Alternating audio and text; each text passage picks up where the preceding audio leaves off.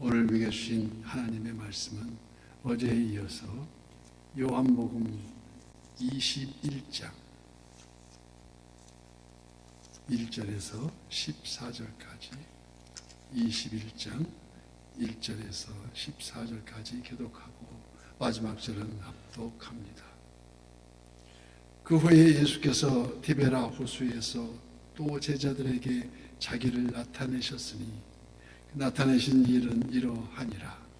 시몬 베드로와 디두모라 하는 도마와 갈릴리 사람 나다네엘과 세베대의 아들들과 또 다른 제자 둘이 함께 있더니 시몬 베드로가 나는 물고기 잡으러 가노라 하니 그들이 우리도 함께 가겠다 하고 나가서 배에 올랐으나 그날 밤에 아무것도 잡지 못하였더니 날이 새어갈 때에 예수께서 바닷가에서 서냐 제자들이 예수의 신 줄 알지 못하는지라. 예수께서 이르시되 얘들아 너희에게 고기가 있느냐 대답하되 없나이다. 이르시되 그 물을 배 오른편에 던지라. 그리하면 잡으리라 하시니 이에 던졌더니 물고기가 많아 그 물을 들 수 없더라. 예수께서 사랑하시는 그 제자가 베드로에게 이르되 주님이시라 하니 시몬 베드로가 벗고 있다가 주님이시라 하는 말을 듣고 겉옷을 두른 후에 바다로 뛰어내리더라. 다른 제자들은 육지에서 거리가 불과 한 50칸쯤 되므로 작은 배를 타고 물고기 든 그물을 끌고 와서 육지에 올라보니 숯불이 있는데 그 위에 생선이 놓였고 떡도 있더라. 예수께서 이르시되 지금 잡은 생선을 좀 가져오라 하시니 시몬 베드로가 올라가서 그물을 육지에 끌어올리니 가득히 찬 큰 물고기가 153마리라 이같이 많으나 그들이 그물이 찢어지지 아니하였더라. 예수께서 이르시되 와서 조반을 먹으라 하시니 제자들이 주님이신 줄 아는 고로 당신이 누구냐 감히 묻는 자가 없더라. 예수께서 가셔서 떡을 가져다가 그들에게 주시고 생선도 그와 같이 하시니라. 이것은 예수께서 죽은 자 가운데서 살아나신 후에 세 번째로 제자들에게 나타나신 것이라. 아멘.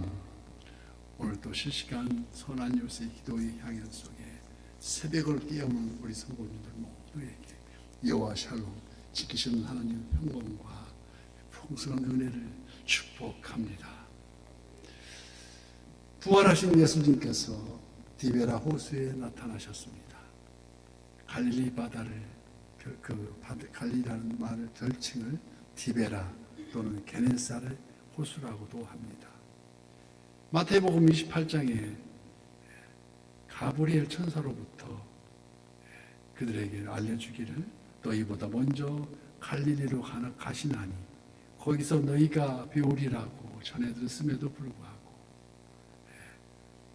오늘 본문 3절에 본 말씀에 시몬 베드로가 나는 물고기 잡으러 가노라고 하니 나머지 6명의 제자들이 따라 나섰는데 그날 밤새도록 고기를 잡으려고 애를 썼으나 한 마리도 잡지 못하였고 4절 말씀에 날이 새어갈 때에 예수께서 바닷가에 서셨으나 제자들이 예수이신 줄 알지 못하는지라.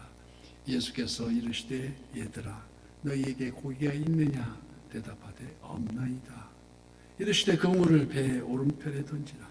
그리하면 잡으리라 하시니 이에 던지더니 물고기가 많아 그물을 들 수 없더라. 어이없는 이 장면을 곰곰이 묵상해 볼 때 저들은 본디 어부 출신이었으며 고기 잡는 기술이 출중했을 텐데 한 마리도 건져들지 못하였다는데 말씀 한마디로 순종하였더니 물고기가 많아 그물을 들 수 없더라는 말씀입니다. 이 이적이 주는 교훈이 무엇일까요? 오늘도 우리가 범사에 내 스스로 재능과 시간을 총동원하여 무엇을 이루고자 하나 애를 쓰나 여호와 하나님이 돕지 아니하시면 모두가 헛된 헛수고에 불과하다는 것을 우리가 알아야 됩니다. 그래서 잠언 16장 9절 말씀에 사람이 마음으로 자기의 길을 계획할지라도 그의 걸음을 인도하시는 이는 여호와시니라고 말씀하십니다. 시편 127편에도 여호와께서 집을 세우지 아니하시면 세우는 자의 수고가 헛되며 여호와께서 성을 지키지 아니하시면 파수꾼이 깨어있음이 헛되도다고 말씀합니다. 이 이적은 장차 제자들이 우리 주님의 지상명령대로 살아 남은 어부가 되어서 만민에게 복음을 전파하는, 즉 하나님의 몸된 교회가 차고 넘치는 예언적 교훈이 담겨 있다고도 할 수 있습니다. 그래서 11절 말씀에 시몬 베드로가 올라가서 그물을 육지에 끌어올리니 가득히 찬 큰 물고기가 153마리더라. 이같이 많으나 그물이 찢어지지 아니하였더라고 말씀하십니다. 종종 이 구절을 읽으면서 153의 숫자에 관심을 갖습니다. 그물에 담긴 153마리의 물고기는 주님의 선물이 있습니다. 이처럼 주님의 선물은 차고 흔들어 넘치도록 풍성하지 않겠습니까? 더욱 흥미로운 것은 그럼에도 불구하고 그물이 찢어지지 않았다는 것입니다. 오히려 주님은 아침 조반까지 차려놓으시고 12절 말씀, 예수께서 이르시되 와서 조반을 먹으라. 제자들이 주님이신 줄 아는 고로 당신이 누구냐 감히 묻는 자가 없더라고 말씀하십니다. 그런데 왜 여기 153이냐? 이 부분에 여러 가지 학설이 분분합니다. 초대교회 성서학자 오리게인의 주장은 그 당시 물고기 종류가 153종이라고도 하며 또 그래서 온전함을 뜻하는 은혜라고 주석하고 있으며 또 수학적으로 트리플 큐브라는 큐브 남바라고도 합니다. 공교롭게도 1의 세제곱이 1이고 5의 또 세제곱이 125고 또 3의 3제곱은 9라. 그래서 도합 합자보면 153이 되므로 이는 또 풀이하자면 이렇답니다.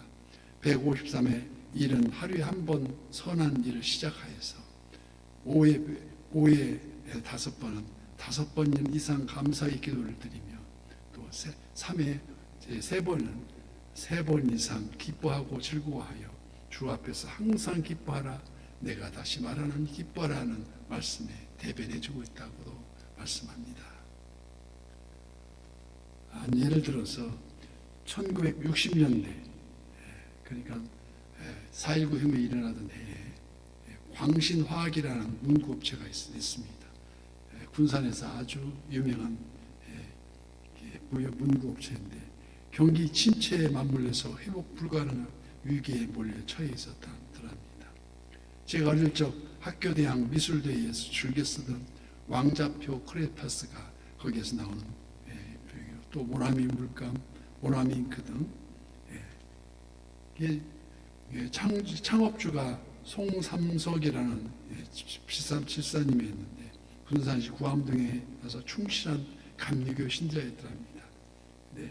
그곳에 생산되는 문구가 잘 팔렸었는데 절대절명의 부도 위기에 아주 경기 침체로서 이게 뭐 어쩔 수 없이 부도가 날 상황인데 그 사장이 송삼석이라는 그 사장이